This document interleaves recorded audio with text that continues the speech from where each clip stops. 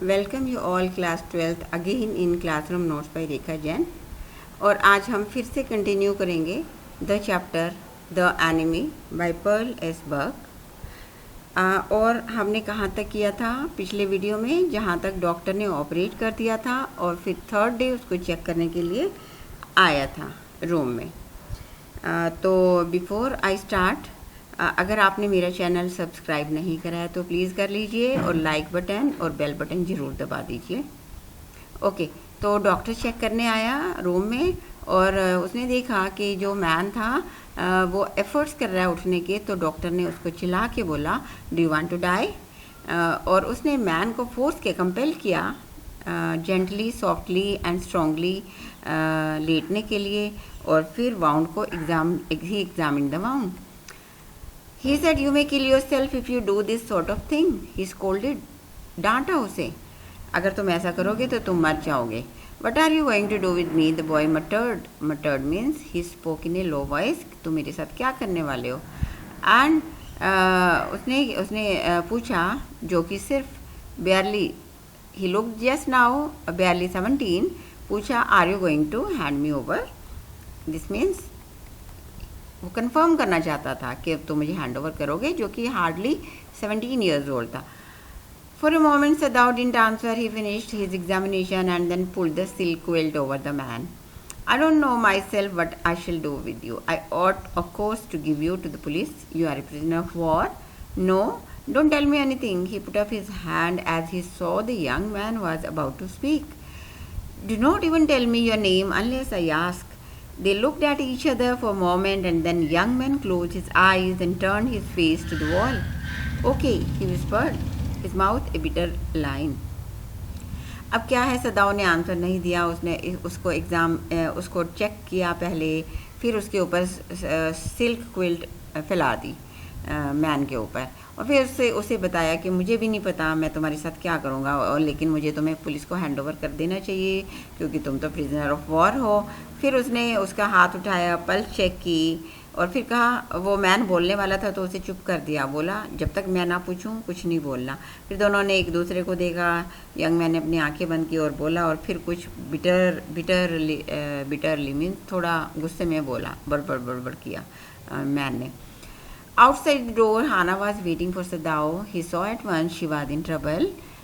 जब देखा डॉक्टर ने हाना जो है विद सदाओ की वेट कर रही है बाहर, तो उसने देखा वो प्रॉब्लम में है। और हाना spoke, Sadao, Yemi tells me the servant feel they can't stay if we hide this man here anymore. She said, she tells me that they are saying you and I were so long in America that we have forgotten to think of our own country first. They think we like Americans. उसने कहा, हाना ने कहा कि servant सोच रहे हैं कि हम इतने साल अमेरिका रह लिए हैं और इसीलिए हम अपने कंट्री के बारे में सोचना भूल गए हैं और उन्हें ये लगता है कि हमें अमेरिकन पसंद है। It's not true, Sadao said harshly. Americans are enemies, but I have been train not to let a man die if I can help it. तो सदाओ ने हार्शली बोला, रफली बोला, ये सच्चाई नहीं है, सारे अमेरिकन हमारे एनिमी हैं, लेकिन मेरा प्रोफेशन ऐसा है कि मुझे हर आदमी की हेल्प करनी है। शी सेड एंक्शियसली मीन्स बड़ी वरीडली बोली, अंडरस्टैंड नहीं करेंगे सर्वेंट्स। तो उसने कहा, नो दे शुड अंडरस्टैंड। और फिर neither seemed able to say more and somehow the house hold dragged on. The servants grew more watchful. Their courtesy was so careful as ever, but their eyes were cold upon the pair to whom they were hired. It's clear what our master ought to do, the old gardener said one morning.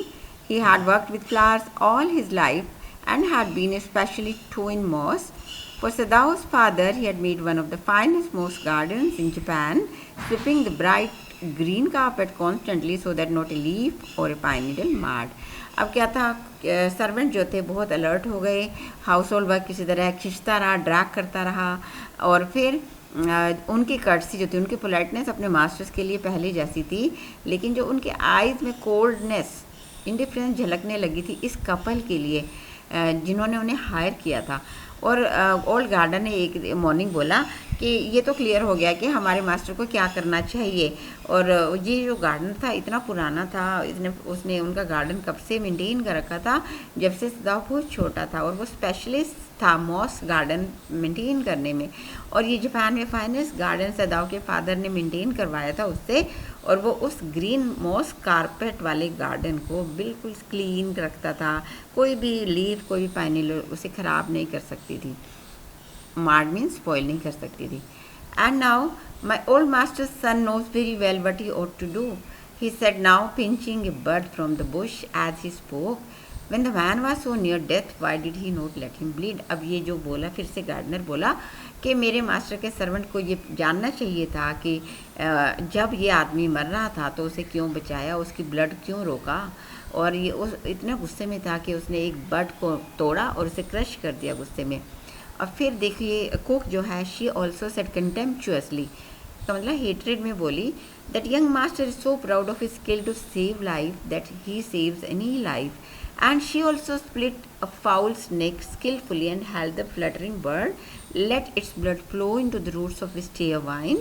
Blood is the best of fertilizers, and the old gardener would not let her waste a drop of it. अब ये जो थी cook भी बोली, हमारे young master को इतना घमंड नहीं होना चाहिए अपनी स्किल का। और ये बोलते हुए उसने क्या किया, एक बेचारे फाउल की नेक को क्रश कर दिया और छटपटा रहा है बर्ड, और उसके ब्लड को विस्टेरिया वाइन में फ्लो कर दिया। और ओल्ड गार्डनर उसको एक भी ब्लड ड्रॉप वेस्ट नहीं करना चाहता था, क्योंकि वो जानता था कि ब्लड जो है बेस्ट फर्टिलाइज़र है। अब यमी भी वहाँ खड़ी थी, उसने सैडली बोला, It's the children of whom we must think what will be their fate if their father is condemned as a traitor. उन्हें बोला कि बच्चों का क्या होगा अगर उनके फादर को ट्रेटर घोषित कर दिया जाए, देशद्रोही घोषित कर दिया जाए। They didn't try to hide what they said from the ears of Hannah as she stood arranging the daisy flowers in the veranda nearby, and she knew they spoke on purpose that she might hear. They were right what she knew too in most of her being, but there was another part of her which she herself could not understand. It was not sentimental liking of the prisoner. She had come to think of him as a prisoner. अब क्या उन्होंने कुछ भी hide नहीं किया, जोर से बोल रहे हैं, हाना को सुन रहा है, हाना बाहर वेरांडा में फ्लावर अरेंज कर रही है, और वो भी जानती थी कि वो सही बोल रहे थे, और वो ये जानती, वो भी समझ नहीं पा रही थी। और ये कोई सेंटिमेंटल बात नहीं कि एक प्रिजनर को सेव करना, और उसे भी जो भी उसने बोला इम्पल्सिव तरीके से, अचानक से बोला, वो पसंद नहीं आया। और उसने अपना नाम बताया था, जब उसने अपना नाम बताया था तो she had bowed her little distant bow, उसने उसको रिस्पेक्ट किया क्योंकि उसने उसकी आंखों में हर्ट देखा। But she didn't wish to assuage it, लेकिन वो अपनी उसके जो अपनी फीलिंग्स थी, उसको फीलिंग्स ऑफ हेट्रेड थी, उसको डिक्रीज़ नहीं करना चाहती थी। और क्यों नहीं करना चाहती थी, क्योंकि ये जो मैन था, he was a great trouble in the house. As for Sadao, every day he examined the wound, and the last stitches had been pulled out that morning, and the young man would in a fortnight be nearly as well as ever. Sadao went back to his office and carefully typed a letter to the chief of the police, reporting the whole matter, and the note was written like this.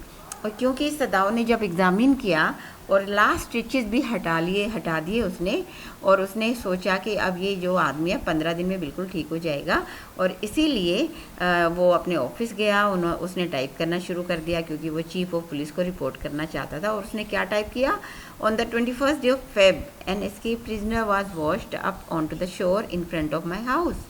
ये बताया उसने कि 21 फरवरी को एक prisoner of war मेरे घर के आगे बह के आया। So far he typed, and then he opened a secret drawer of his desk and put the unfinished report into it. On the 7th day after that, two things happened. In the morning, the servants left together and their belongings tied in large square cotton kerchief. When Hannah got up in the morning, nothing was done. The house was not clean. The food was not prepared. She knew what it meant. She was dismayed. She paid them off and thanked them for all what they had done for her. They were crying. She didn't cry. The cook and the gardener had served Sadao since he was a little boy in father's house. Yummy also cried because of the children. She and even terrified, but her pride as a mistress would not allow her to show it. Instead, she inclined her head gracefully when they appeared before her in the garden and was so grieving that after she had gone she ran back to Hannah. अब देखो फिर उसके बाद क्या हुआ, दो चीज़ें हुई 7th डे जब वो नोट लिख रहा था उसके 7th डे मॉर्निंग में। सर्वेंट जो थे अपना उन्होंने सारा सामान बांध दिया एक बड़े से स्क्वायर पीस ऑफ क्लॉथ में और जाने को रेडी हो गए, क्योंकि जब हाना उठी तो उसने देखा घर साफ़ भी नहीं किया, खाना भी नहीं बनाया। वो बहुत डिसमे हुई, बहुत डिसअपॉइंट फील कर रही थी, लेकिन उसने अपनी डिसअपॉइंटमेंट शो नहीं की। उसने उनको थैंक किया और उनको पे किया। सर्वेंट्स जो थे क्राई कर रहे थे बट उसने नहीं क्राई किया।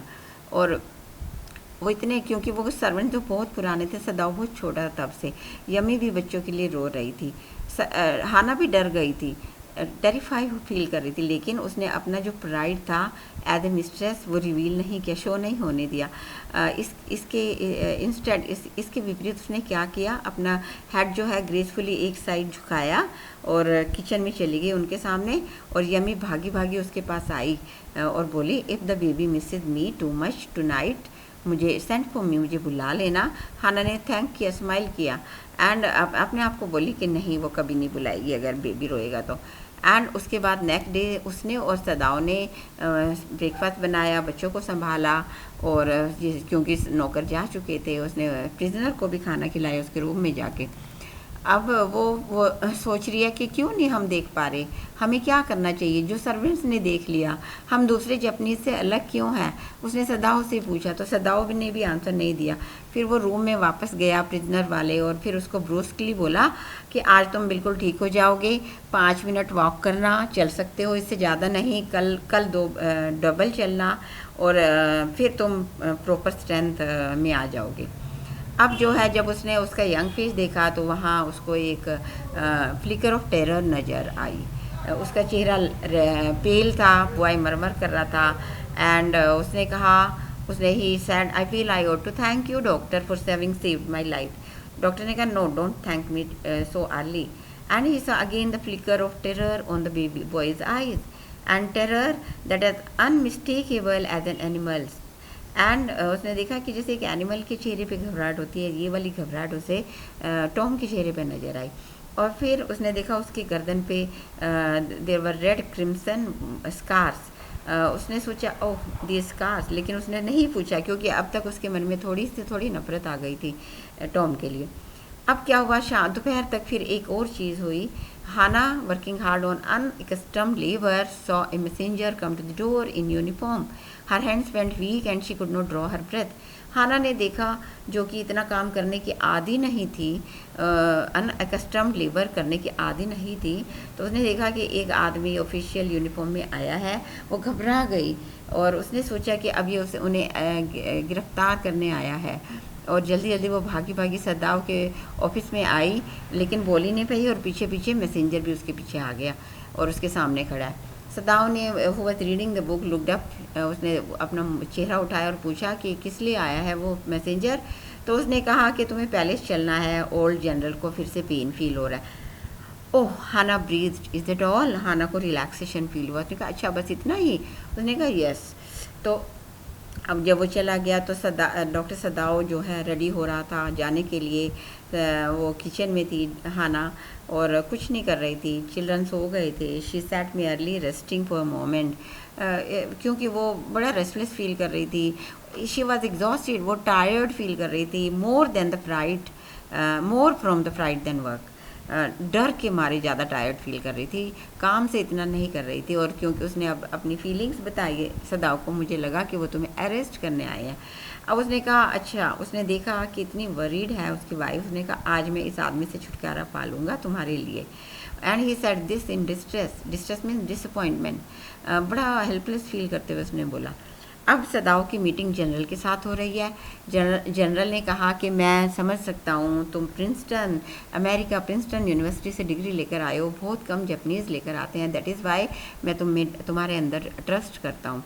और डॉक्टर ने कहा हाँ मैंने उस अब डॉक्टर ने अपनी जो है कॉन्फिडेंस शेयर किया उसके साथ, सारा कुछ बताया प्रिजनर ऑफ वार के बारे में, और उसको कहा कि मैंने उसका ऑपरेशन कर दिया है एंड मैंने उसे बचा लिया है। तो जनरल ने उसको अप्रिशिएट किया, उसने कहा हाँ इसीलिए तो यू आर इंडिस्पेंसिबल, तुम्हारे बिना मेरा गुजारा नहीं है और तुम किसी को भी बचा सकते हो। एंड तुम सोचते हो तुम सोचते हो कि मैं आज इससे इससे भी ज़्यादा अटैक स्टैंड कर सकता हूँ, बियर कर सकता हूँ। उसने सदाओं ने कहा नहीं नहीं एक के बाद नहीं। तो उसने कहा अच्छा। तो फिर उसने he became he said with anxiety, मतलब वरी के साथ उसने बोला कि फिर तो मैं कुछ भी होने नहीं दूंगा। और उसका चेहरा जो है एक्सप्रेशनलेस हो गया, इसका मतलब वो बहुत थॉटफुल हो गया। और उसने कहा नहीं नहीं तुम्हें नहीं अरेस्ट करवाने दूंगा मैं। और उसने कहा अगर तुम मर गए और नेक्स्ट डे ही अगर तुम्हें पनिशमेंट मिल गई, तुम्हें डेथ सेंटेंस मिल गया सपोज़, और नेक्स्ट डे ही मेरा ऑपरेशन होना हुआ तो क्या होगा। तो सदाओ ने सजेस्ट किया नहीं नहीं there you are excellency there are some more surgeon other surgeons, no not trustable. And क्योंकि जो बेस्ट हैं they are trained in Germany, they are Germans. And German जो है वो रथलेस होते हैं, वो बड़े हार्श होते हैं, क्योंकि अगर ऑपरेशन करते हुए मर भी गया तो वो कहेंगे operation is successful. And Americans are sentimental being emotion, Americans are very sentimental. उसने कहा कि तब तुम अपने प्रिजनर के लिए फांसी रोकने के लिए रुक सकते हो। उसने कहा कि जब मैं अनकॉन्शियस होऊंगा तो तुम मेरा मर्डर नहीं करोगे, इतना मुझे यकीन है। जनरल कह रहा है डॉक्टर सदाओ को, हंसा जोर से, सेंस ऑफ ह्यूमर देखो। और उसने कहा कि ये जो एज ए जैपनीज़ क्या तुम ये दो फॉरेन एलिमेंट्स कंबाइन कर पाओगे। डॉक्टर ने कहा श्योरिटी से तो नहीं कह सकता, लेकिन तुम्हारे लिए योर एक्सलेंसी मैं करने की कोशिश करूँगा। उन्होंने कहा नहीं नहीं मेरे ऊपर टेस्टिंग मत करना। फिर एकदम से वीक फील कर रहा है, इमोशनल फील कर रहा है, क्योंकि इतना काम, इतनी विक्ट्रीज़ ओवर द साउथ पैसिफिक, जितनी विक्ट्रीज़ वो उसने हासिल की, उतना ही ज़्यादा रिस्पॉन्सिबिलिटीज़ जनरल के ऊपर आई। और उसने कहा ये तो बहुत अनलक्की इंसिडेंट हुआ है कि तुम्हारे घर के सामने ये जो है एक वाइट अमेरिकन आ गया। तो उसने कहा हाँ। डॉक्टर सदाओ ने कहा yes I also feel like that. तो उन्होंने कहा it would be best if he is killed, मार दिया जाए, मर्डर कर दिया जाए, तुम्हारे द्वारा नहीं, मैं प्राइवेट असिस्टेंट्स भेजूँगा, मतलब प्रोफेशनल किलर्स भेजूँगा, और वो इतने परफेक्ट हैं कि बिल्कुल नेचुरल डेथ लगेगी। और रूम के अंदर ही तुम उसे छोड़ देना वाइट मैन को, और जब वो सो रहा होगा। उसने कहा डॉक्टर सदाओ एग्री कर गया कि ओके आज मैं रूम खुला छोड़ दूंगा। जनरल सेड यार्निंग का मतलब अनइंटरेस्टिंगली, उबास ही लेते हुए। वो बहुत कैपेबल मर्डरर्स हैं, वो कोई नॉइज़ भी नहीं करेंगे, और उनको इनवर्ड ब्लीडिंग की ट्रिक भी आती है, और वो बॉडी भी रिमूव कर देंगे। डॉक्टर सदाओ ने कहा yes that would be the best thing. And then he thought of Hana. अब वो वहाँ से गया वापस अपने घर, प्लान फाइनल होने के बाद। और फिर उसने क्या देखा, उसने कहा कि अपने मन में कहा कि he won't tell anything to Hana, क्योंकि शी वुड बी टिमिड, वो बहुत कमज़ोर है। At the idea of the assassins in the house, yet certainly such persons were essential in an absolute state such as Japan was. How else could rulers deal with those who opposed them? अब वो कह रहे हैं कि ये एक absolute state में, complete state जैसे जापान है, उसके लिए इस तरह के एसेसिन जो मर्डरर्स हैं वो बहुत ज़रूरी हैं। और तभी तो ऐसे रूलर्स को लोग अपोज नहीं कर पाते जो इस तरह के ट्रिक्स में परफेक्ट होते हैं। And he refused to allow anything but reason to be the atmosphere of his mind as he went into the room where the American was in bed. But when he opened the door, to his surprise, he found the young man out of the bed. अब देखो students, जब वो उसके room में गया तो उसने देखा कि young man was trying to get up, उठने की कोशिश कर रहा बेड से। और अभी तो वो मर्डर की प्लान करके आया डॉक्टर सदाओ, अभी फिर से उसको क्या डांट रहा है कि तुम्हें किसने परमिशन दी अपने बेड से उठने की। उन्होंने कहा, टॉम ने कहा, I am not use to waiting for permission, मुझे परमिशन लेने की कोई आदत नहीं है, and I feel pretty good again, but will the muscles on this side always feel stiff. उसने कहा कि मैं अच्छा फील कर रहा था, लेकिन इस साइड मेरी मसल स्टिफ हो गई हैं। सदाव ने थोड़ा सा देखा और वो सब भूल गया जो प्लानिंग करके आया है, और वो मरमर गया उसने, और फिर उसने मैन की शर्ट उठाई और उसके हीलिंग स्कार्स को देखा। उसने कहा, ये जो स्टिफनेस है ये मसाज करोगे तो चली जाएगी, अगर एक्सरसाइज से नहीं जा रही है। तो यंग मैन ने कहा, it won't bother me much. His young face was gaunt under the stubby bond beard. उसने कहा, कोई बात नहीं, और उसका जो फेस था वो बहुत गॉन्ट हो चुका था, वीक हो चुका था, स्टबली ब्लॉन्ड बियर्ड के नीचे, अनशेवन बियर्ड के नीचे। And he said, I have got something I want to say to you, if I hadn't met a Jap like you I wouldn't be alive today. उसने कहा कि जापानीज जैसे तुम्हारे जैसा आज तक मुझे नहीं मिला, अगर मिला नहीं होता तो मैं ज़िंदा नहीं रहता।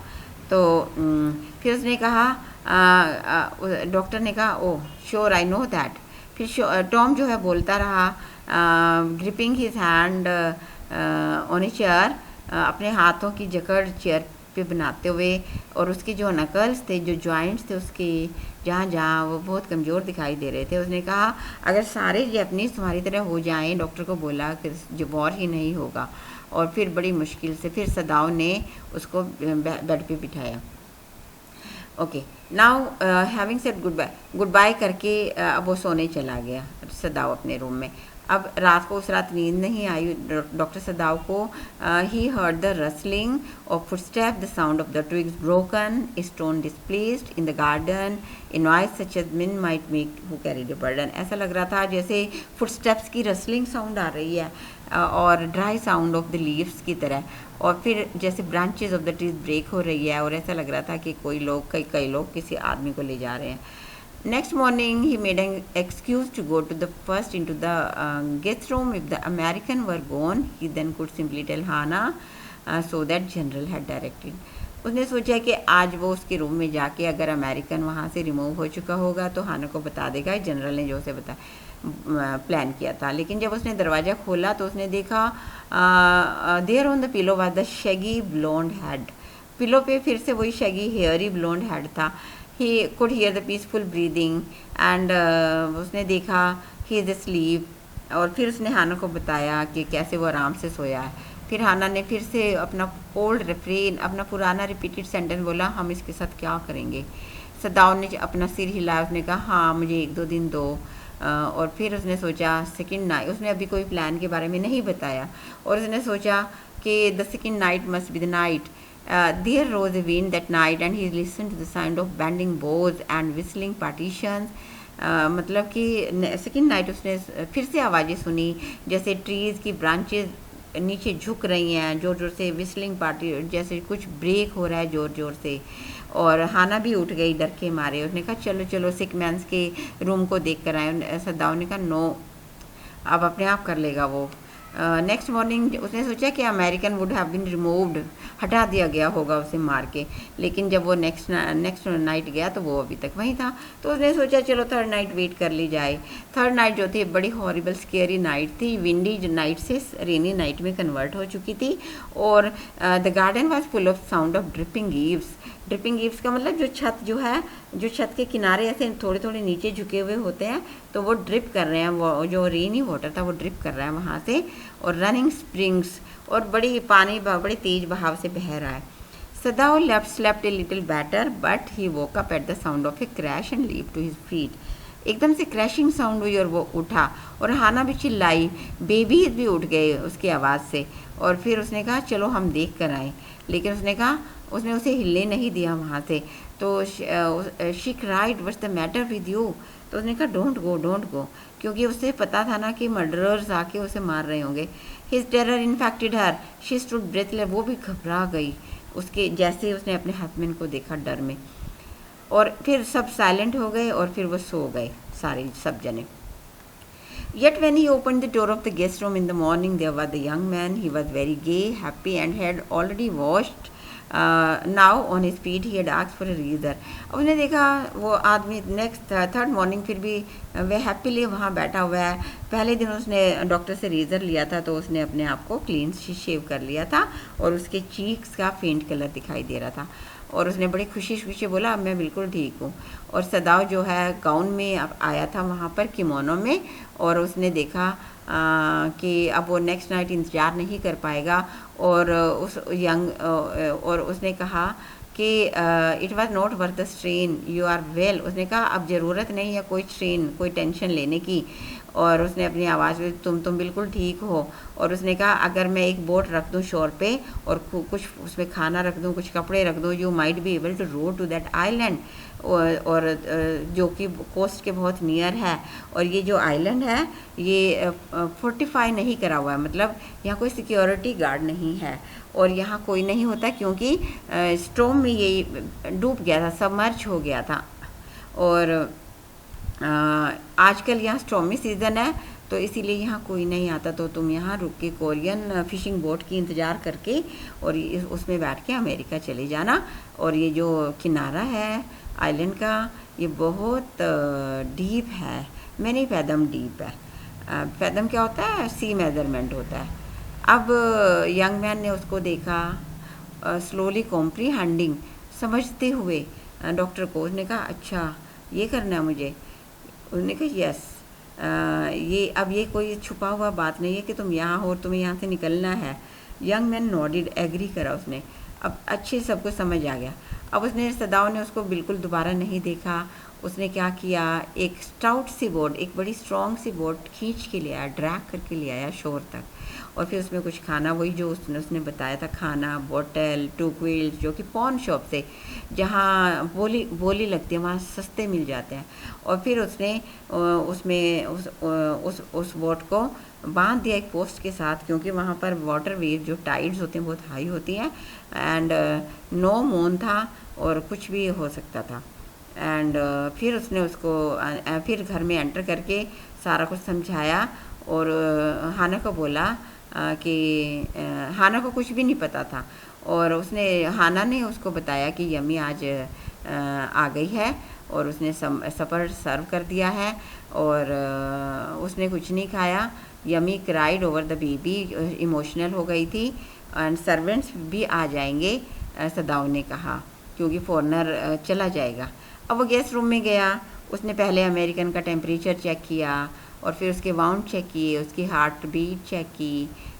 पल्स इरेगुलर थी क्योंकि उसे एक्साइटमेंट हो रही थी ना यंग मैन को, क्योंकि वो अपने अमेरिका जा रहा था वापस।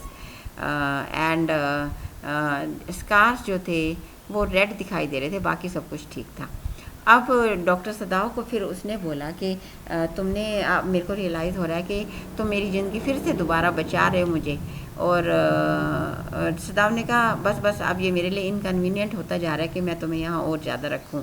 और फिर उसने उसको एक फ्लैश लाइट दे के बोला कि अगर तुम जब तक रुको यहाँ शोर पे किनारे पे और तुम कोई प्रॉब्लम में आ जाओ या तुम्हारा खाना ख़त्म हो जाए तो तुम मुझे क्या करना, 2 फ्लैश लाइट करना और सिर्फ दिन में ओवर द हॉरिजॉन, रात में मत करना, क्योंकि रात में करोगे तो रिस्क रहेगा।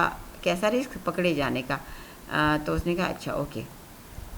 अब उसने उसको जापानीज़ क्लॉथ में ड्रेसअप किया, उसके ब्लॉन्ड हेड को कवर किया ब्लैक क्लॉथ से और फिर उसको भेज दिया वहाँ से।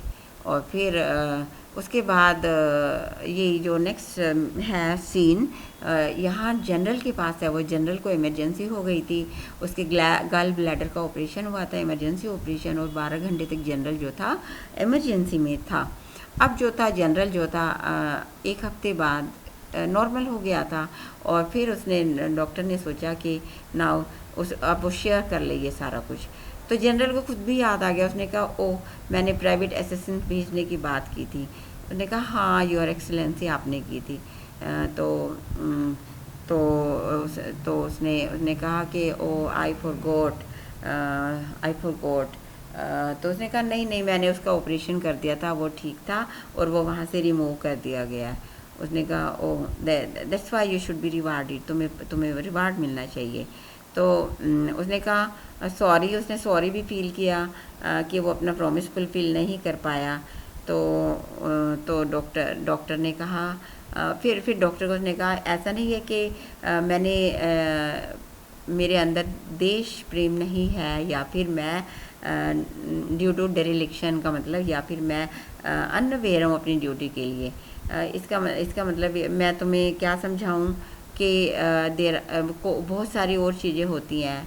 एंड फिर उसने डॉक्टर ने बताया कि यस योर एक्सेलेंसी, मैं तुम्हारी लॉयल्टी में पूरा यकीन करता हूँ, एंड तुम्हारी एनिमी के अगेंस्ट ज़ील में भी, एंथुसियाज्म में भी। तो जनरल ने कहा yes you are a good man, you should be rewarded. और जो डॉक्टर था उसका ध्यान कहाँ था? उसका ध्यान था सी की तरफ, क्योंकि वो ट्वाइलाइट, क्योंकि जैसे उसने इंस्ट्रक्शन दी थी अगर वो डेंजर में आ जाए तो फ्लैश लाइट दे, लेकिन वहाँ थोड़ी सी भी, there was no brick of light in the dusk, कोई भी at the time of sunset थोड़ी सी भी फ्लैश लाइट नहीं हुई। इसका मतलब वो जा चुका था। अब जो था डॉक्टर बड़ी हैरानगी में वेरांडा में खड़ा हुआ है, सोच रहा है जितने सारे लोगों से अमेरिका में मिला, हाना से मिला, प्रोफेसर से मिला जिसके घर में रुका था, उसकी वाइफ से मिला जो इतनी वॉल्यूबल थी, एनाटॉमी प्रोफेसर जो अपने प्रोफेशन में इतना परफेक्ट था, जिसकी वजह से आज वो इतना परफेक्ट सर्जन है, और फाइनली वो इस वाले स्ट्रेंजर से मिला जो कि जिसको वो अपने घर ले आया था, जिसको ट्रीट किया, जिसकी वजह से वो प्रॉब्लम में आया, एंड वो अपनी ही एक्शन पे बड़ा हैरान फील कर रहा था कि वो उसने उसको मारा क्यों नहीं। तो बच्चों व्हाट इज़ शोन हियर कि डॉक्टर जो था, डॉक्टर का एक ट्रू प्रोफेशन क्या होता है, एक किसी irrespective of caste, creed, nation, उसे बचाना होता है जो प्रॉब्लम में होता है। After all he is a human being, divine spirit होनी चाहिए उसके अंदर, चाहे उसके अंदर उसके लिए नफ़रत थी, लेकिन उसने फिर भी उसे बचाया। तो यही लेसन टीच किया गया है चैप्टर द एनिमी में। Okay student, bye bye.